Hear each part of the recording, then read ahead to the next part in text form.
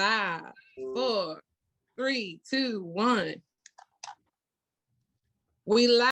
Hello. Welcome back to another episode of the Comedy Power Hour, live on KUAW-Radio, brought to you by the Music and More Foundation. I'm your host that does the most, Janell Banks. And of course, we live from home, working from home, still in the panty. We getting it. But I'm very excited about this episode because we are back with some phenomenal guests, super phenomenal guests.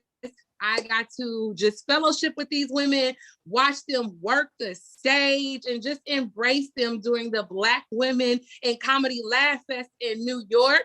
So they are live on the show today. And we also have a special inclusion into that gift in that circle, Miss Rashawn. Yes, she's not a comedian, but she's bomb. Let me tell you, she is a huge force in the comedy arena on the East Coast. And she is a photographer, baby. She catches every shot possible. So I'm so happy and honored to have her on the show today.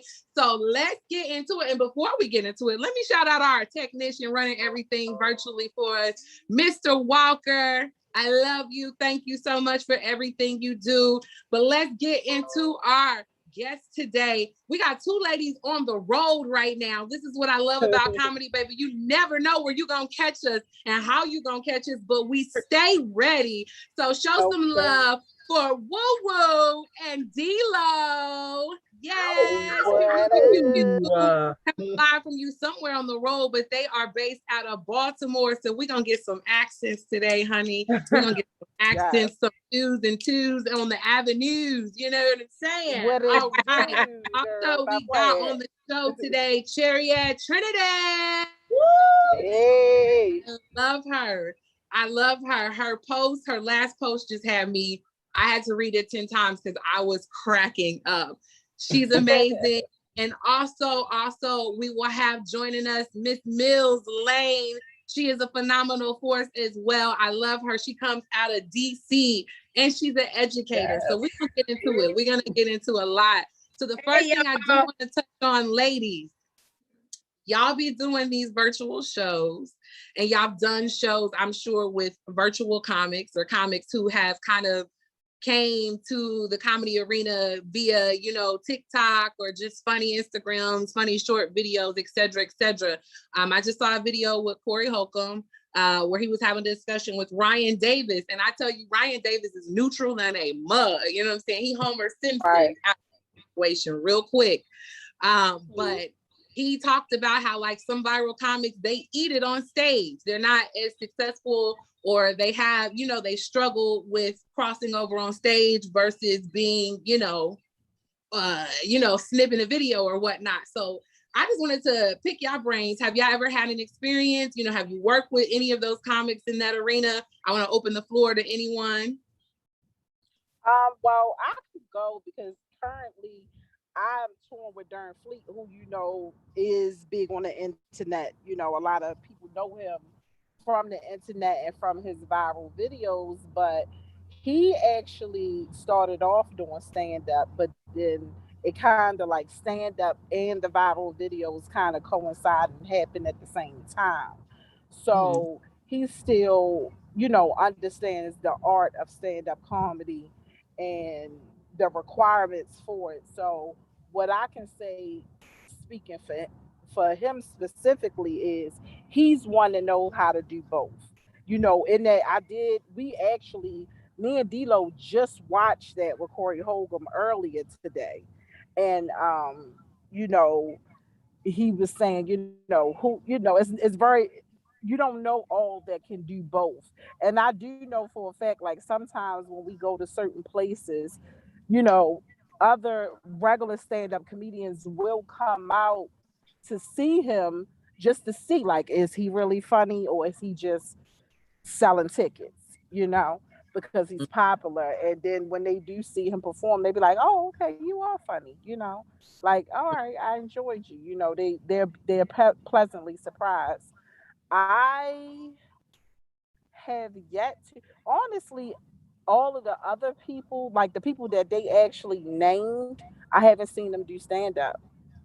So I don't know. I've heard different things, but I haven't seen them. And I know it's a surprise. Jess Hilarious is from Baltimore, but I was not on the scene when Jess Hilarious was on the scene. She had already, moved on kind of to the next level by the time I came on the scene. So I don't know what her act is like as far as stand up and if it's the same. Okay. Anybody else want to chime in or have any experiences with working in that arena? I'll speak as the non-comic, being kind of behind the scenes and hearing and seeing different things. Kind of coincide with Woo Woo said. There's very few that I have met or seen that can do both successfully. But like she said, Darren is one. There's a young guy here in DC that I believe does the same thing. His name is Goofies. There's just very few that I feel can do both well.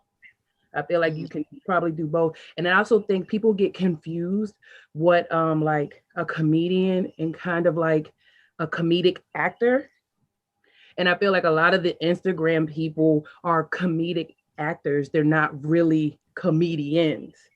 And there's that weird line of where it gets jumbled or people are confused or don't actually know the difference.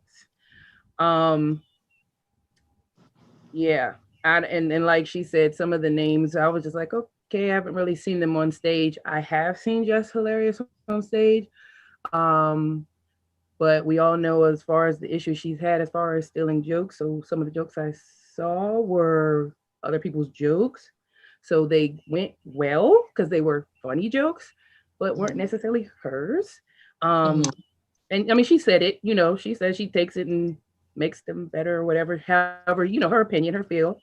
So it's not like I'm not saying anything that she hasn't said, but those are probably the few. And I feel like maybe that's why they went well, is because it wasn't necessarily something that she did. But I feel she's more one of those that's more on the acting side that's funny as opposed to just like a full-blown comedian. So yeah, I agree. I see a lot of the times where I've heard people's expectations where I went to a show and it, didn't go as what I thought it would be, which I've explained to people. When you film things versus when you're on stage, feeling crowd energy is completely different. One comedian I would love to give credit to is Tim Bay. Like, he is on a tour, because he knows he has that number capability, and that star power sell out. But he acknowledges that, hey, I am new to doing stand-up. So what he does is go to city to city, adding an additional layer of comedians, a big name comedian from that city or someone, that is just very well in that area. And then he has a teacher, phenomenal.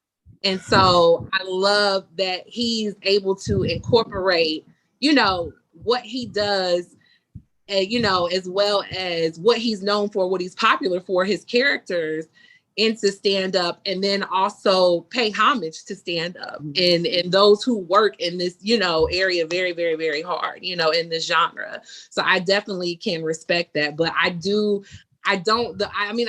love the challenge, but I don't like the expectation of numbers for comics, that we have to have these millions of followers when, we work hard doing stand up full time, it's a full time job, the traffic, etc. So that's the catch-22.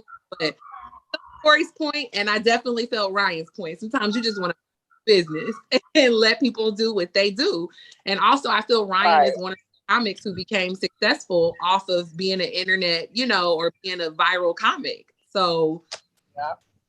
What I've found is that a person who can do both, obviously it's a talent, because during the pandemic and doing the few Zoom shows that I did, I could have my notes in the background. I could pull up, So I didn't have to be all the way like, get on stage and it's like fire, fire, fire. It's a different energy live. So it's definitely, I would assume it would be very difficult to, go from one, be great in one And then, stand up live is just a total different beast where you don't have any notes and you don't have that. You just got to go, remember your set, and hopefully your stories work in that direction. But I found that you can be a little lazier on Zoom with a list.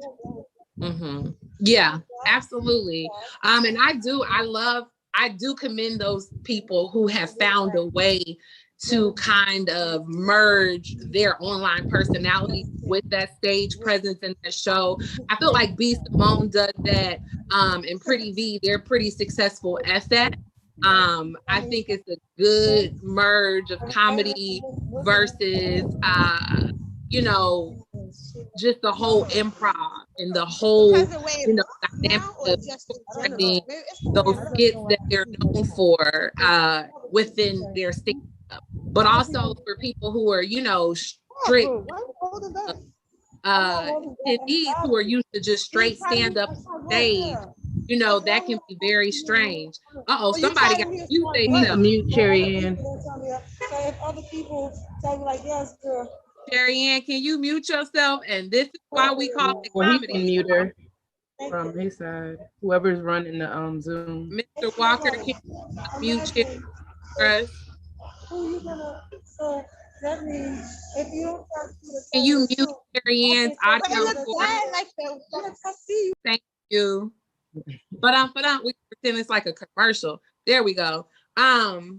So I do it's some success in it, and let me tell y'all, it's some straight sometimes bitterness in it, because I'm like, whoa, you know what I'm saying? Like, yikes, like we out here really struggling to, pull numbers and do the work, but we have to definitely compete with, this intense dynamic.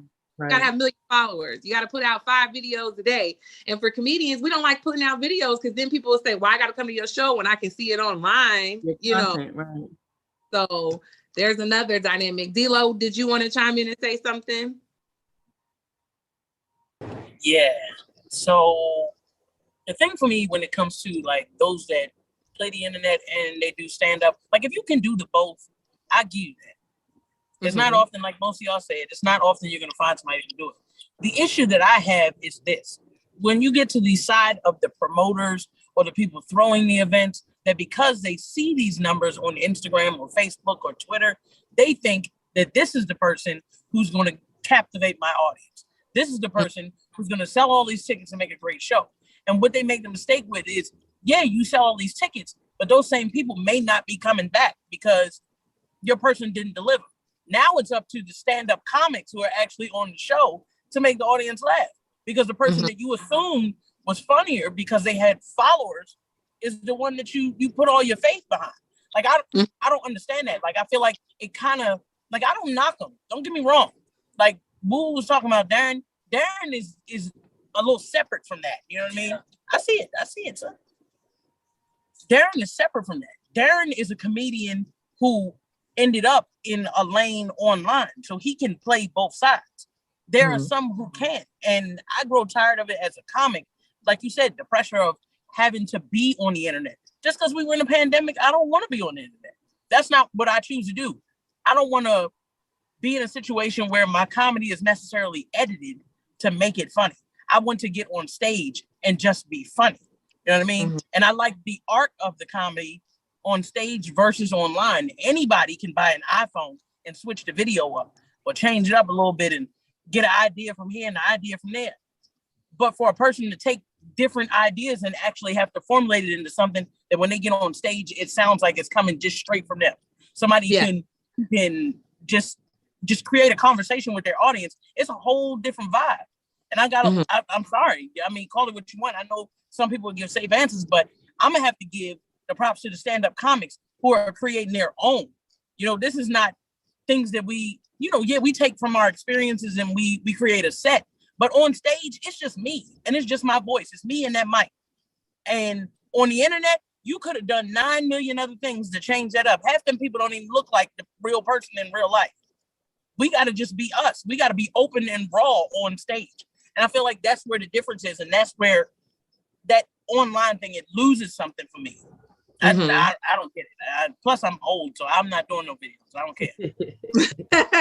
I think we lose track of that vulnerability you have on stage and exposing yourself, because comedy is a very narcissistic mindset that you are going out to seek pleasure and acceptance from complete strangers, and you have to do it within so many characters or so many words or whatnot.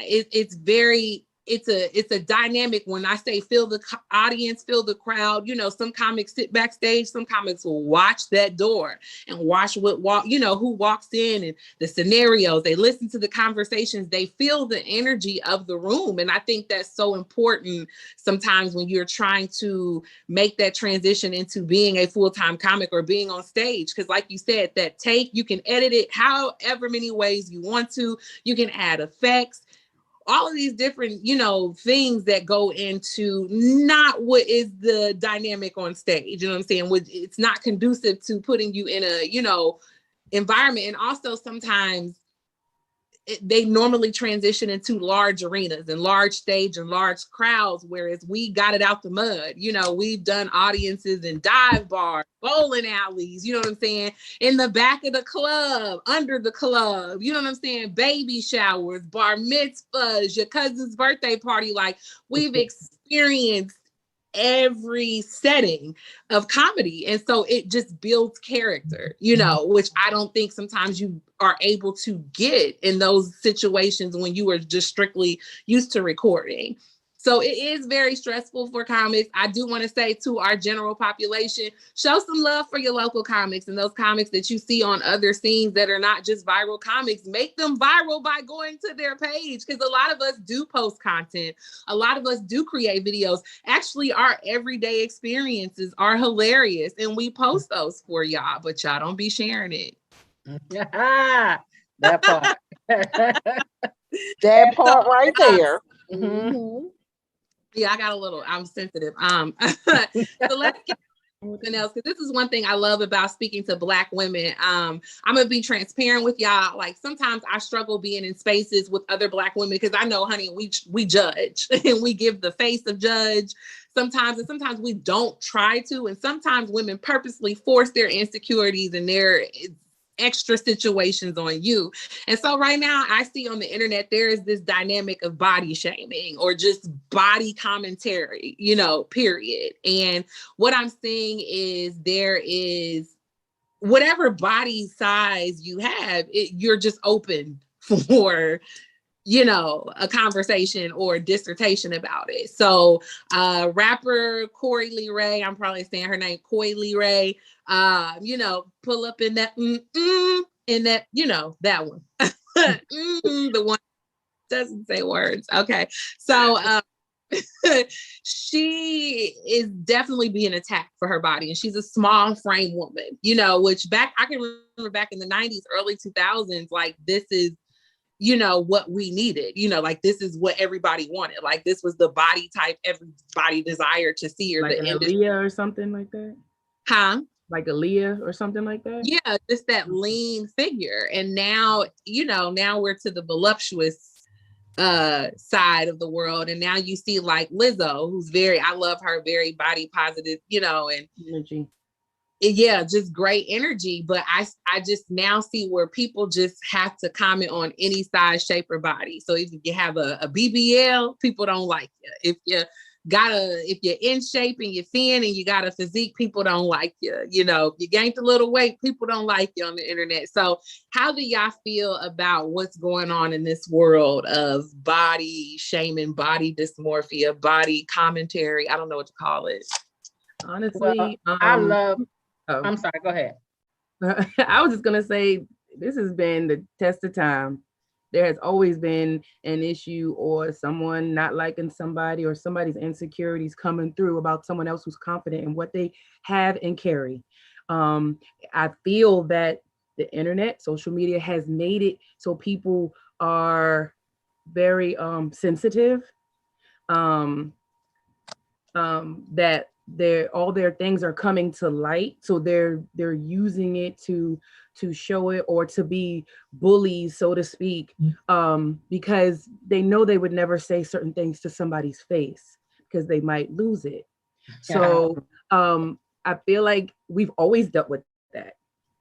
The test of time. I mean, you think about back in 1900s when women had to wear those corset things to be a certain look. They didn't eat a certain way, they didn't eat because they were like, look, I have to look like this either for my man or for the whatever, title I held. I had to look the part as well. So I feel like it's something that we've always had to deal with. And it's just because of internet and social media, people have access to you that probably should not, far more than what we've had before. And it makes it, I feel like the world is just extra sensitive, like toughen up a little bit. Unfortunately, there's going to be people, you're using your gift. You're somewhere where other people want to be. They're showing their insecurities about you. So all they can do is talk about how you look, your size. Come better than that. Yeah, ooh, for me, I think the battle has been me, worried about what I look like. And after 40, I worry about what I look like because of health reasons, but not because I need to prove it to somebody else. And I don't have a huge following where I have seen people be mean to me, about what I look like or whatever. Like I got Spanx jokes. Like I literally and it's a struggle. And at this point, I'm like, I might have to let the Spanx go, and it is what it is, because it might smooth me out, but it ain't making me skinny. You know what I'm saying? So from my perspective, it's more dealing with what my self-image and trying to, on a daily, just, what, you gonna be fine. You know what I'm saying? And once you get it, my superpower is that laugh, so if you worried about how big this mushroom over my belly, you know what I'm saying? Like, I can work on that, but can you work on your teeth? You know what I'm saying? So it's a way that it cuts both ways. You know what I'm saying? But luckily, I haven't been in that space, and I have beautiful sister friends that's like, do you like you fine? So that's my tale of things. Absolutely, that's one thing I love about comedy for me, because I'm an introverted, shy person, so I would never be like bump you, but I love writing material based on my experiences, being a plus size woman, and just my childhood. I have been plus size since, the beginning of time. And so for me, I love being able to relate to people on that level, because that makes me open up about it, and just be comfortable with it. I just think that it kind of stresses me out seeing how women are not really allowed to be themselves because of other women. And that is, that is the number one thing that stresses me out, because I'm just like, I remember back in the day when you dated, like you did this for men or whoever you were dating, whatever your preference was, like you tucked it in, sucked it in for them people. And now I feel like we have to do it just because we don't want other women to look at us like, what is she doing? Is that a bonnet? Oh my God, them braids are 3 weeks old. Why would she do, just those different things that women, that pressure that we face. So I encourage all women, just be nice, mind your business, be nice. It costs nothing to be nice, in my, absolutely nothing at all. Save money so you can get whatever front you want, girl. So yes, Dila, I love the church finger. I love it. Come on, church. I saw her face like, okay. So yeah, like the whole thing with the body positivity, like, okay, so like I'm not a body positive person when it comes to myself. Like I'm not worried about nobody else's body. It's the image that I see of myself. So I think the biggest issue when it comes to body positivity is how we view ourselves. And then that will influence other people to view us in the way we see ourselves. Like, think about it. Lizzo came out. Lizzo made those people say, look at this big girl out here tearing it up. Like, Lizzo put it in your face until you said, you know what, she is bad. She didn't come out and ask anybody, hey, how do you think I look? That's different. So when a person exudes that kind of confidence, or they exude the positivity of their own body, then other people don't have a choice but to accept it. Like, I see people all the time, and I'll see a woman in the street. Matter of fact, I was somewhere looking at an apartment or houses or something like that. Lady came in, everything was hanging out, child. Everything. But she felt good about herself. And so I felt good about her. And she was cool. And once I looked past everything else, like I'm looking at it like it's inappropriate. But if she's comfortable and she feels good about herself, then isn't that better than us trying to conform to the constraints of other people? Now, granted, I wear my girdle and I don't want to hear nothing about it. Because when I be on stage, like I just like for my clothing to look neat. It's not a matter of I want to look skinny.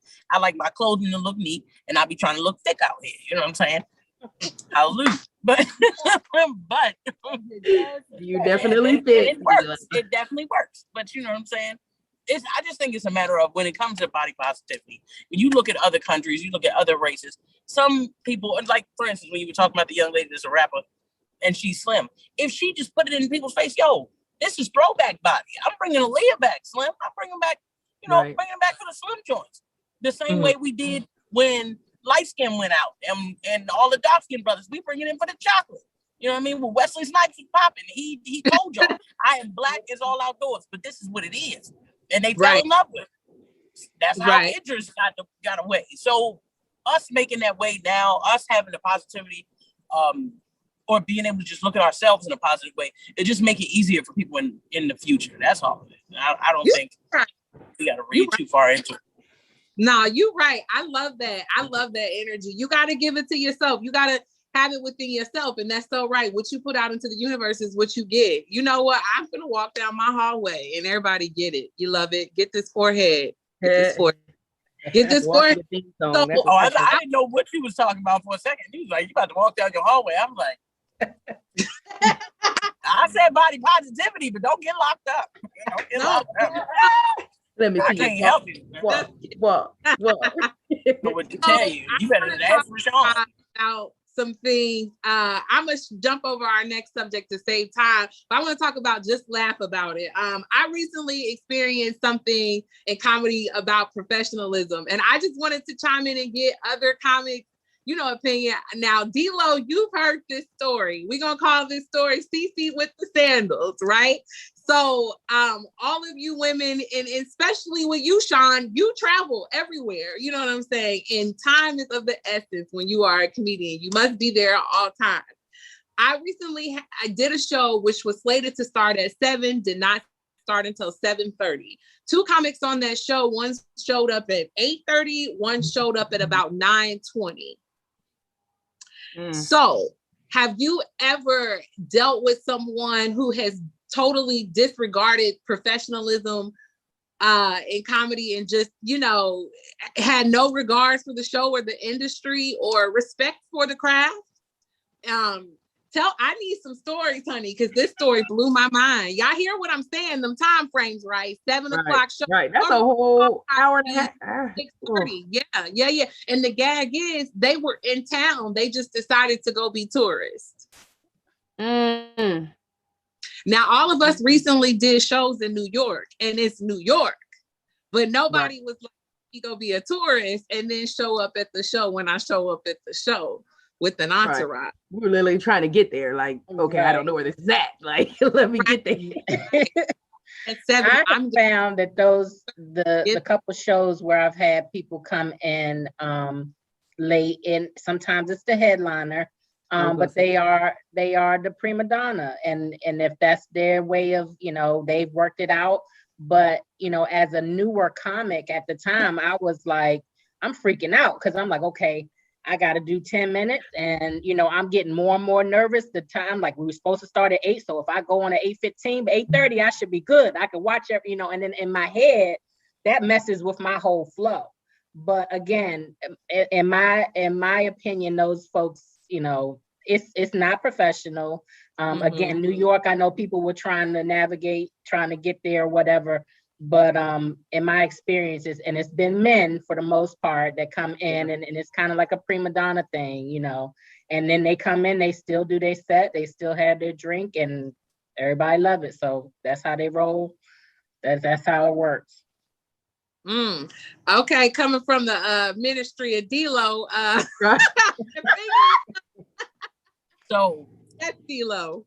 I'll be late all the time. I'm always late. That's because I have poor time management skills, and I'm not gonna lie about it.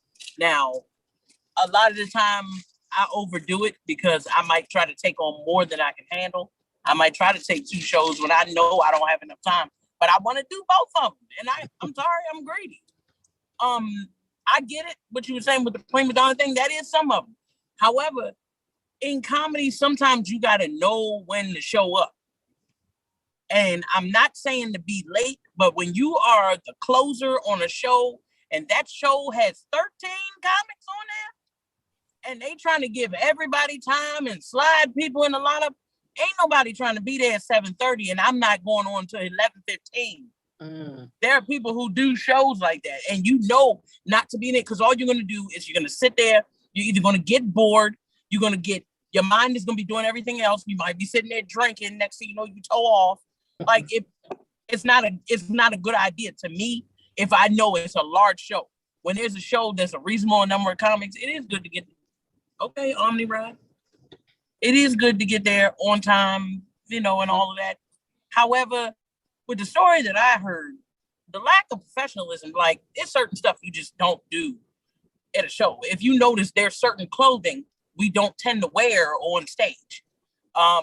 There's certain things, if you coming in town and you're doing a show and you kind of get a vibe for what the show is like. Case in point, we just did a show at a spot that was for an older crowd.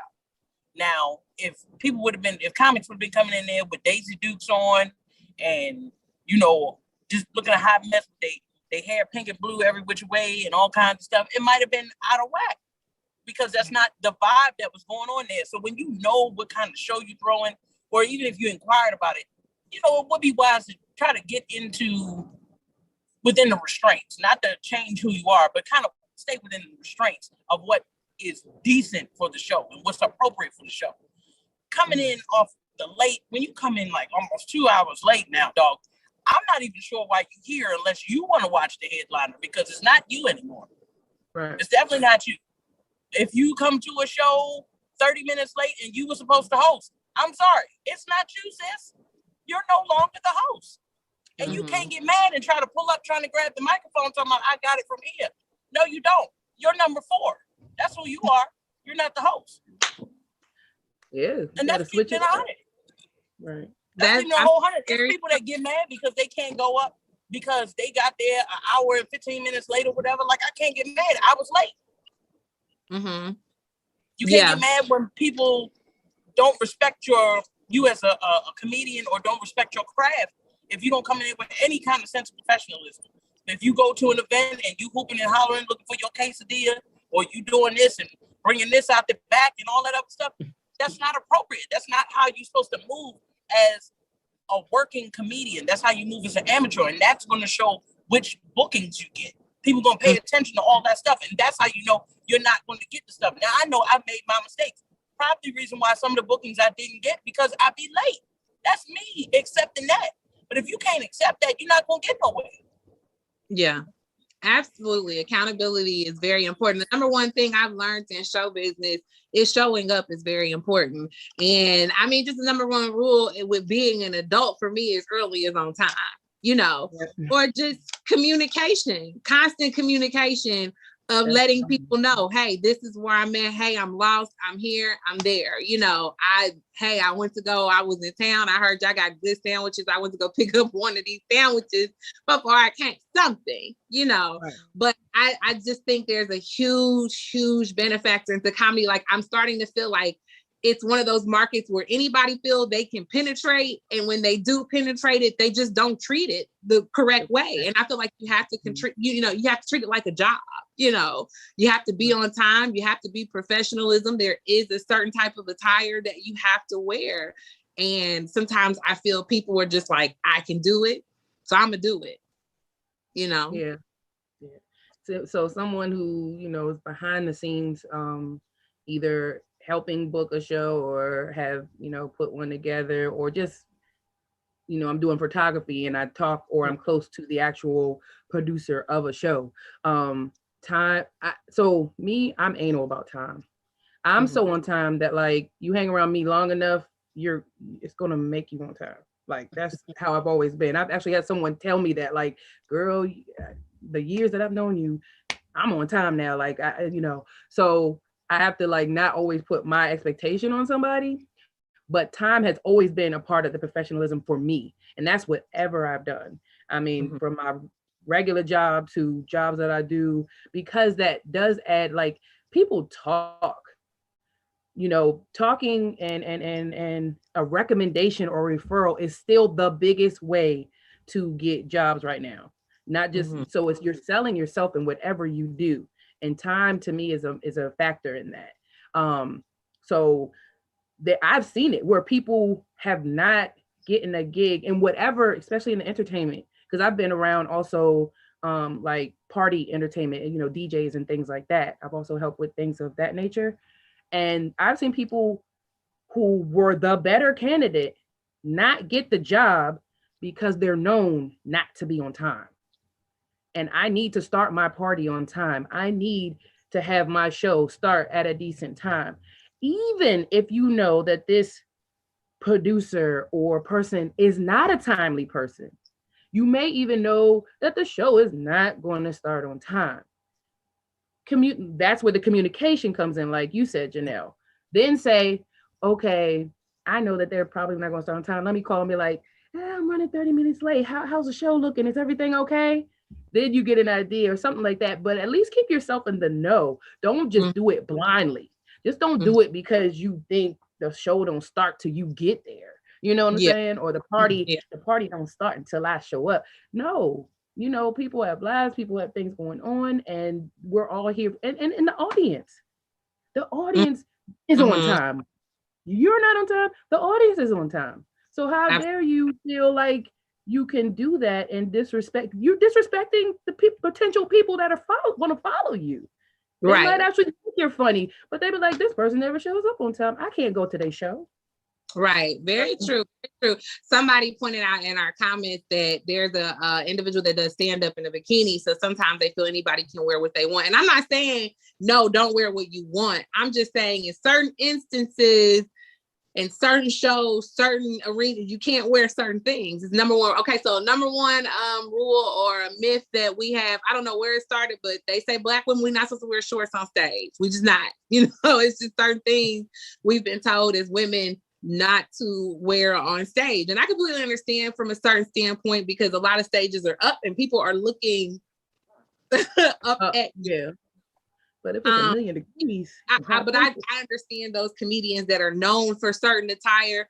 By all means, be you. But in certain circumstances, if you're filming, i.e. in my situation, you don't want to show up in a certain attire where you just look like you was hanging out, So somebody said that person said that's not true. I don't want to argue with you about it. That's just a thing that people say. I'm not saying it's a fact. So let's move on. Let's recap the Black Women in Comedy Laff Fest. It was everything. Did y'all live? I did. I had a ball. I used every last ounce of energy. I promise you. I enjoyed it so much. And today I was not, I didn't get in on all of the subjects or whatever, because I was trying to let everybody else talk, because I'm so bad at that. Like, I'll get to talking and I won't get nobody else a chance. So that's something I'm working on. So that's why I was quiet and I let everybody else have their turn. And then I can say my little piece.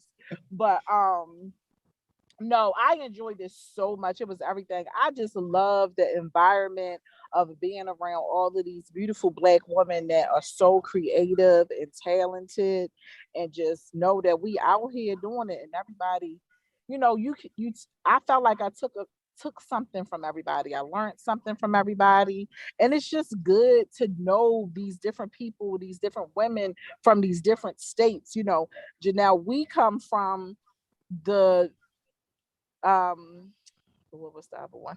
New Orleans. Yeah, Black Girl Giggles, which was also a very, very dope experience. So, and look, we kept in touch throughout that time. And, when we seen each other in New York, we was reunited and it felt good, girl. But so it's just a great experience to, meet all of these beautiful Black talented women all in one space and just learn so much from everybody and still keep that connection so that the good thing I feel about it is that sometimes when you go to these other cities and other states, you like, oh, you know what? I met so and so, and she from here. I can hit her up, learn I'm in town. She can give me some advice, help me out. So it's just good to have those connections. Absolutely, absolutely. I love the workshops. I love the camaraderie, and then just most of all, just looking at the different styles of comedy. We all come from different backgrounds. It was just such a diverse festival with styles and genres of comedy amongst Black women. You had your nerdy comics, your comics who did nothing but historical facts, and your comics who were mothers and talked about that. You had your LGBTQ crew. You know what I'm saying? We was out there. We was thick. So I love it. You had those women who were older, more mature, who were seasoned and talked about those different experiences in life. So many different points made, so many genres, just so much in one. I mean, I can't even say it was a small weekend because it was like, 2 or 3 shows a night in between, but during like different hours. So it was like 4 shows a night. And it was just 4 or 5. Yeah, it was amazing. And it was a week of 4 or 5 shows a night. So if you were not at a show, you were working, and just how it just went down, it was phenomenal. Like the experience. And anytime you go to New York, it's exciting, but this time for me, it meant a lot because I honestly, after the pandemic, felt like I would never be able to go back to New York and do comedy. I didn't know if the clubs would open back up. I was kind of like, oh my gosh, will we even get those opportunities once the clubs open back up? Jerry Seinfeld and friends don't have everything on lock, So just to see Black women take over New York and then be so respected and protected in these clubs, these producers, these club owners. They looked out for us. They were very nice, very kind, and really respected this festival. And, really felt like it was an honor. I felt like they felt it was a privilege to host us. And I think that's what feels important, because sometimes we feel like we don't matter when we go into these clubs, but to just see these lineups, to see the audiences ready for it, man, I can't tell y'all how exciting and just how awesome that was. Any takeaways or any fun moments that y'all want to share? Well, those of you who got to know me know that I'm an emotional girl. And I literally cried leaving the workshop. I was like, oh gosh, like this, it was so, I just was filled up. I was filled up, and I was like, okay, I came out here. This was a goal I had to see if I could do it. Okay, I did it. And I'm like, oh my God, I gotta leave. These are my sisters. Like, I'm legit. Like, I don't want to lose touch because y'all made me feel comfortable. And I got, I was like, okay, people laugh. Like, okay, I can move in a different space. So it was everything. Like, everybody was just so kind, like you said, and it was just nice. And I like connecting the faces and meeting the people. Janell, I met you before we got there on my Instagram show. And it was so comforting for me because I was by myself. I was like, let's just do this. I'm out here in Brooklyn. Let's just do this. I'm catching Ubers like a mug, spending money because I'm scared of this daggone subway. But once I saw y'all, it was all love, and I can't wait to do it again. I can't either. Oh, I can't wait. Anybody else? I want to piggyback off some of that.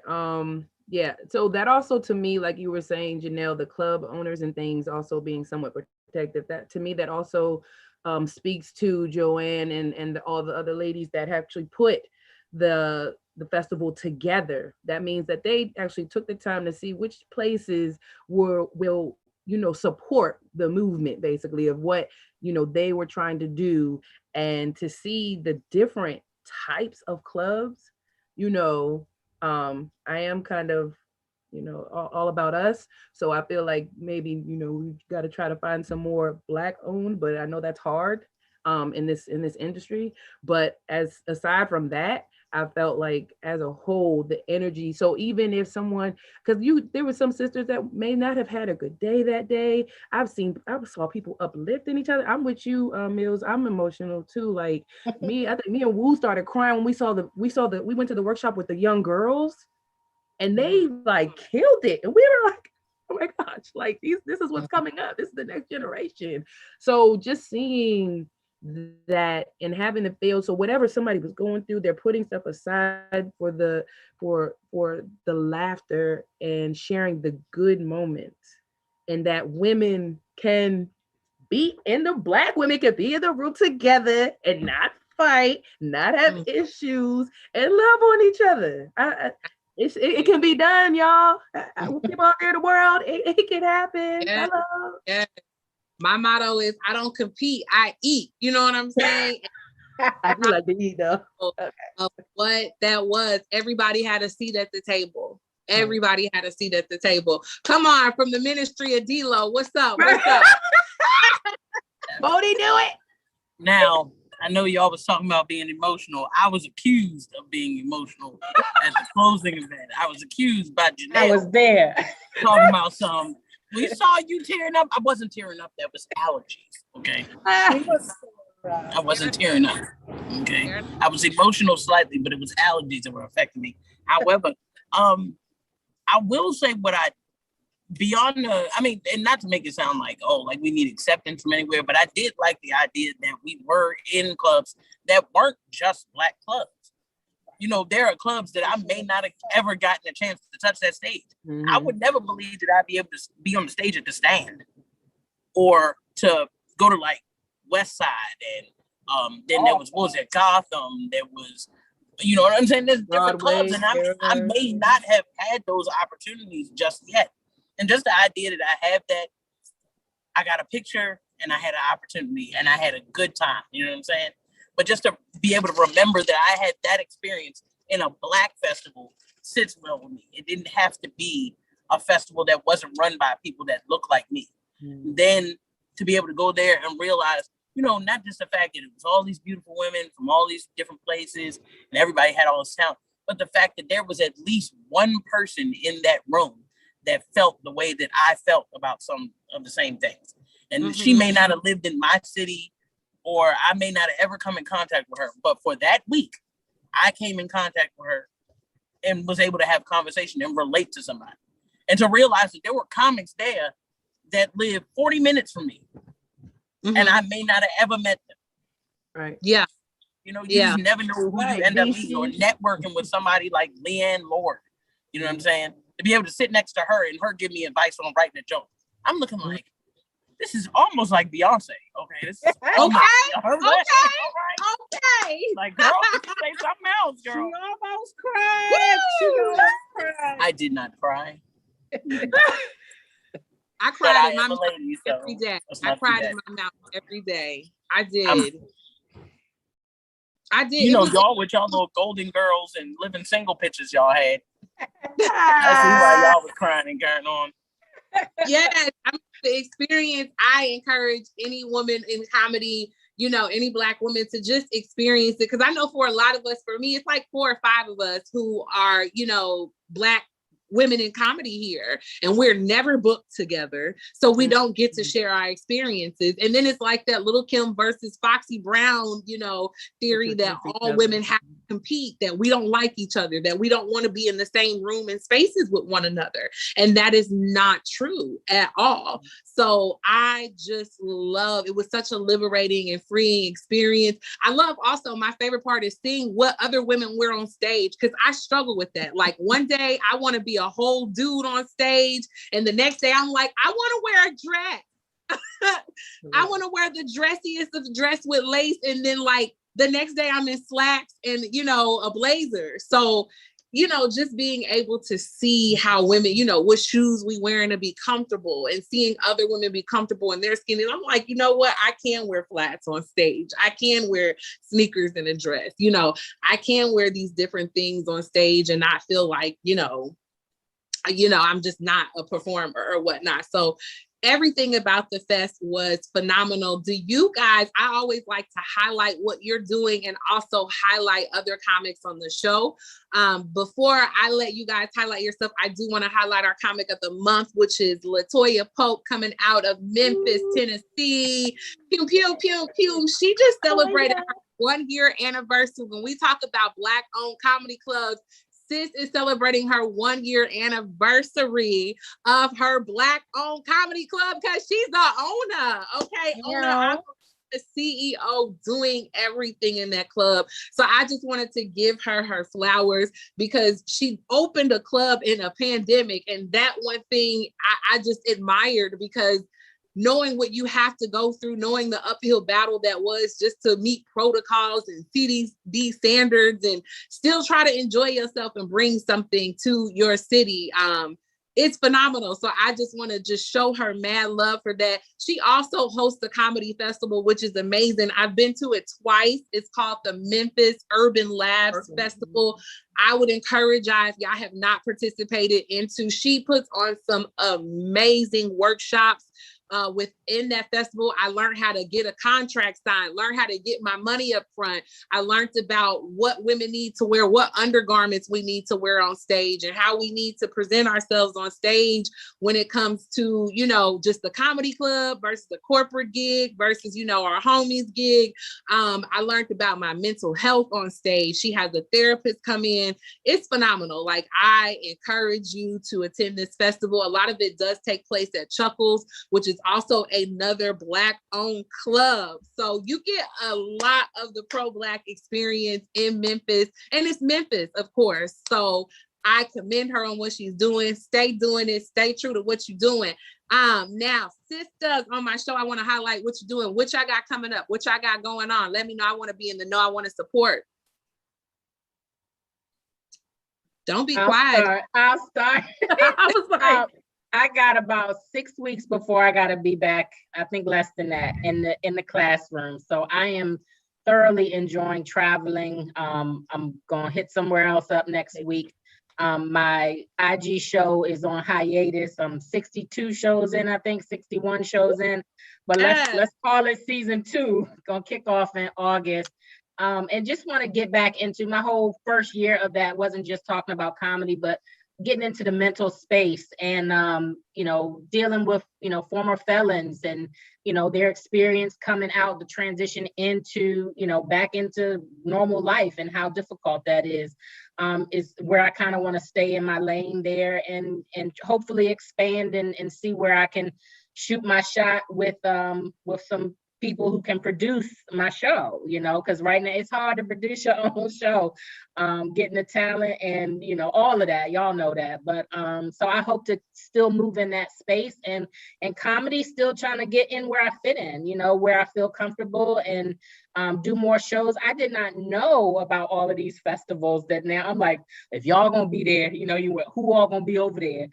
I'm trying to be where y'all gonna be. I'm gonna sign up for that, because of the Black Women in Comedy Laff Fest. So right now I'm just trying to relax, get my mind together to get these high schoolers start over again.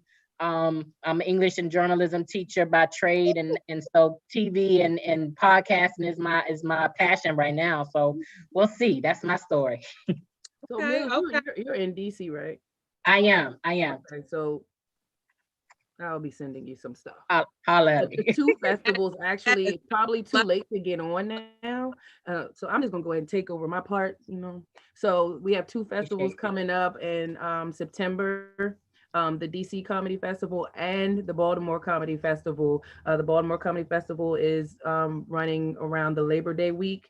And then the week right after that is going to be the DC Festival. The DC Festival is usually in April, but because of the pandemic, they were like, look, comedy's open up. The time is now. So it's the week right after. So I will actually be attending both of those. I'm the photographer for both of those. Nice. And there's still time for the Memphis Festival. So I will send you that flyer. Thank you. Yeah.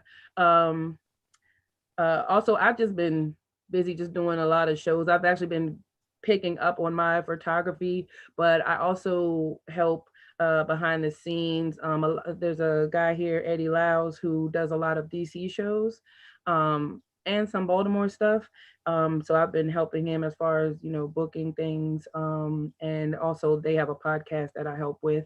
But I'm also a part of a podcast, Cocktails and Convos, with a pretty well-known comic, Stiletto. And I've been having fun with that. I've been on there for probably a little over a month or 2 months now, and we've been having fun doing that, and try to get people to come watch that and enjoy that. So, and I'm always big on connecting.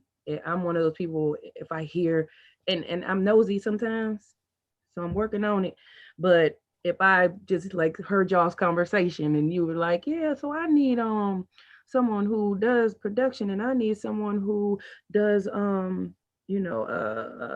don't know, outfits or something. I'd be like, hey, you need one? Mm-hmm. Let me tell you who I know. So I always feel like it's good to connect each other, and nothing may ever come out of it. You know what I'm saying? Because I'm one of those people, I put both y'all hands together, y'all shake, and I leave, unless I'm actually a part of the situation. So those are the things that I'm doing. I'm just trying to keep, there's a lot of shows coming up, and period, I think everywhere, because the world is opening up. There's a lot of shows coming everywhere. Like, I'm excited. There's a show with Marshall Brandon, who won the ABFF, and he's going to be here in September. So I'm going to be at that show with Alabama. So yeah, it's a lot of just really dope shows coming up. But Mills, make sure I get with you, because even this Friday, if you can come out, they got a show at Wonderland Ballroom. It's in DC. I can connect you to Eddie, and we can go from there. So it's going to happen. Awesome. Well, Kansas City, we got some shows coming up. The 15th, July 15th. I was saying, I am headlining at the Rhino in North Kansas City. So come on, because in Kansas City is the only place where you say down north. It may be some other cities like that, but when we go north, we actually going down. The numbers decrease. So yeah, North Kansas City, come check us out. Also, we have Brian Simpson coming to the Comedy Club of Kansas City, July 17th through the 18th, and Bob Goldwave coming the 30th through the 31st. Excited about that. Also, comedy is back at the Groundhog Theater. We got Davey Wester coming 7/19 to Mod Gallery. The Improv, Kansas City Improv Company is back open with showcases right now. We got showcases going at Harley's Hideaway on the 21st. We got the Show Me Stars, and the Kansas City Improv is live and kicking per the usual. The 16th through the 18th, we got Corey Holcomb, and we got Rennie coming through. Oh, I can't wait for that. Oh yeah, Rennie. Their show actually is really good. The dynamic that he has around him, it's like 3 comics that he brings with him. That whole dynamic is so much fun. I call them the quartet. Their energy is crazy. You're gonna have so much fun. You're gonna have so much fun. I'm excited. TJ Miller's also coming the 30th through the 31st as well at the Kansas City Improv. Y'all know I like to leave with a benefit of laughter, because laughter is very important, and especially getting through this panty, I like to talk about it on a scientific level. So one of the benefits of laughter is it reduces cellular decay. You know what I'm saying? It's cleaning things up in there. Also, it prevents heart disease, which is a huge thing we talk about in our African American community with our recipes and the things that we've ate, the things, the pork, the seasonings and whatnot. It helps with the heart disease and things that run in our family because of our dietary needs. And it also improves your upper respiratory situation. So all I'm saying is laugh. You know what I'm saying? Big thing about COVID was it was an upper respiratory situation and deal here. It impacts your breathing, your lung capacity. So laughter actually helps with that, improving that. And it also lowers your blood sugar levels. Boom, boom, boom. So laughter is important. I know you kind of close out the show, but I do want to hear from at least one of the 2 young ladies that's part of She More Fun and what they got going on. I know they ain't chiming in because they driving, so maybe Woo Woo, you can come on and say what you got going on, boo. Yes, what y'all got going on? Oh yeah, I was trying to wait till everybody else go. Waited my time. Girl, you got to chime in. You got to double dutch. Double dutch. But no, so what I got going on? I'm sorry. Thursday, I'm supposed to be in Orlando, Florida with Darren Fleet. Friday, I'll be back in Baltimore. I have a show with a podcast we have here called Vibe Podcast. Saturday, I'll be in Hanover, Pennsylvania, Church Satire. Sunday, me and the whole She More Funny is going to be doing a sister circle with a poet, a local poet in Baltimore. Starting next month, every first and third Tuesdays, we're going to be having our open mic, She More Funny open mic. So Janell will probably be hitting you up to see if you can come through. Mills will definitely hit you up and see if you can come through because you local, you close by. Bring your butt. And I got a girlfriend out there. I'm local. We good. I know that's right. Oh yeah, come on through, Charlotte. Yeah. On through. That's what I just did. You breaking up. Well, we gotta go. Okay. I'm gonna do better at posting more content and things on our comedy page on the Comedy Power Hour. And this has been another episode of the Comedy Power Hour, y'all. Thank y'all so much for tuning in. Thank you. Good to see y'all. And behind the scenes, Mr. Walker, we couldn't do it without you. Thank you for everything you do for Walker. Understanding and wisdom. Thank you for coming. We gotta go. Bye-bye. Bye, y'all. Bye.